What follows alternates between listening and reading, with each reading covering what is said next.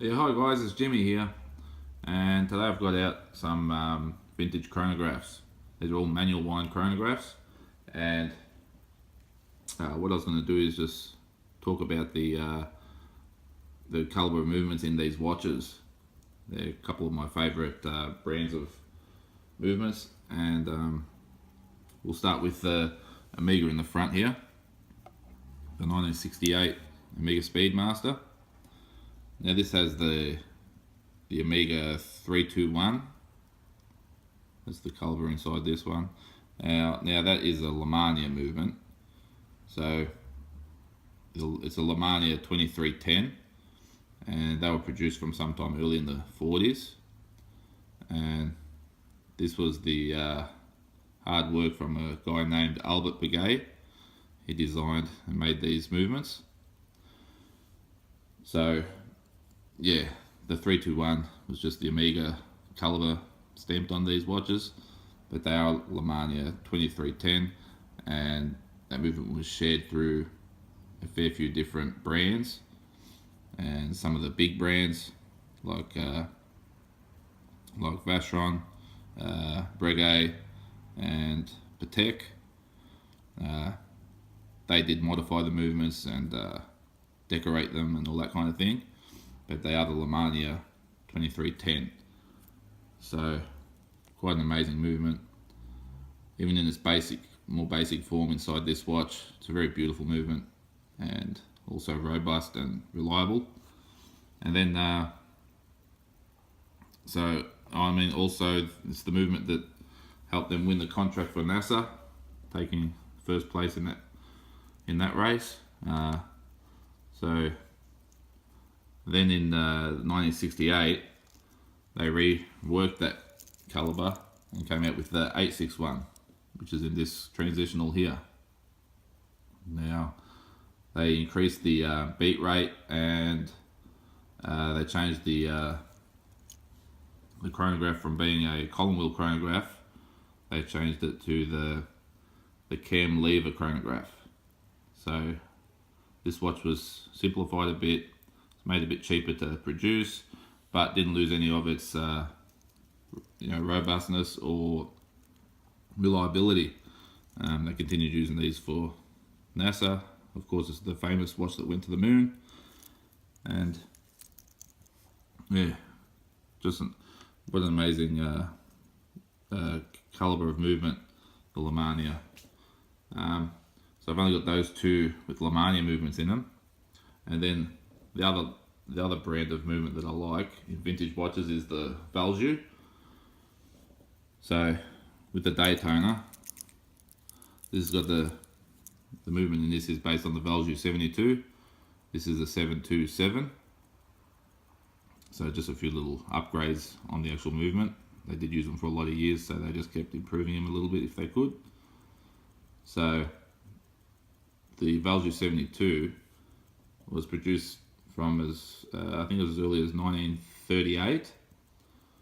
So the main upgrade was that they had 3 subdials. So it's got your running seconds, 12-hour counter, and the 30-minute counter. Now there's another thing you can tell with a lot of vintage watches by the gap between the pusher and the crown. They're not the same. So the top gap is quite close, bottom gap is quite large, and that's one of the giveaways for the Valjoux 72 and for some other Valjoux as well. So yeah, there's that, the Valjoux 72. Then you go to this one here, which has the Valjoux 23. It's based on the Valjoux 23. So this here is a 234. So the Valjoux 23 was a 2 subdial chronograph and without the date. So this is a 234. It's got an added complication. Has the date and the original base caliber, which is the 23. That is pretty much the same caliber as the Valjoux 22, which was first made in 1914, and this 23 is just different in size. I think it's the exact same colour, just the size is different. Can't remember if it's larger or smaller, but that's the only difference. So yeah, this is a 234. It's got the added complication of the date, and this has the same thing as the Valjoux 72. If you look at the pushes, top one is very close here, bottom one is more spaced out, which is interesting, and very reliable movements. They made a lot of them, and that's that one. And then we've got their real workhorse, their cheaper movement, which was in this watch here, this Orfina. So I'll get the chronograph going. So this has the Valjoux 7733. So it's a 2 subdial chronograph, and I had this in a lot of different variants, but this Valjoux 7733 derives from the it's a, I'm trying to think what it was. It's a Venus 188. So yeah, this movement originally was a Venus 188, and then it became the 7733. And then they had this in a few different variants. There's a 7734, which had a date, and so on, a few different others. And now there is still a related movement to this, which is the ETA 7750. So that's the automatic chronograph version, and that's in a few different variants as well. So they made a lot of these movements, and they're cheap and reliable, and kept quite good time as well. They could be adjusted to quite good timekeeping. And this one actually, guys, the case back's loose. You get the case back off on this one, just to show you what this basic Valjoux looks like. This watch is from the late 60s, and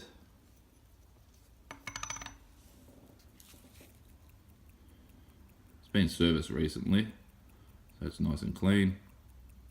We're keeping really good time. All the screw heads and everything seem to be in really nice condition. Everything's clean, all the bridges, and you can actually operate it while it's opened. So I'll stop it, reset, reset, yeah, start.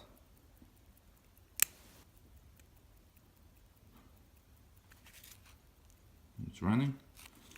Now with this movement, because it's their base movement, when you stop the chronograph, you can't stop it again. So you can only stop it once.